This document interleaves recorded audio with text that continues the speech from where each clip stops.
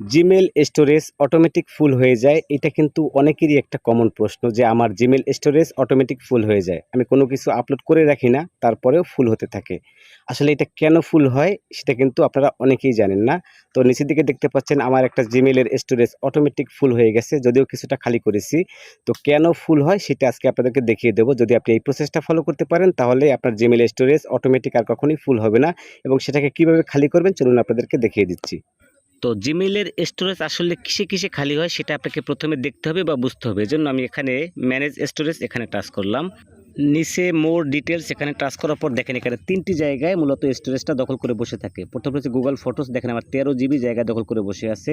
নিচের দিকে জিমেইল, অর্থাৎ আপনার ইনবক্সে যে মেইলগুলো আসে, তারপর হচ্ছে গুগল ড্রাইভ। গুগল ড্রাইভে যদি কিছু আপলোড করে রাখেন সেটাও আপনার জিমেইলের জায়গা দখল করে বসে আছে। তো এখন আপনাদের যাদের অটোমেটিক জিমেইল স্টোরেজ ফুল হয়ে যায় তারা গুগল ফটোস ওপেন করবেন, নিচের দিকে লাইভ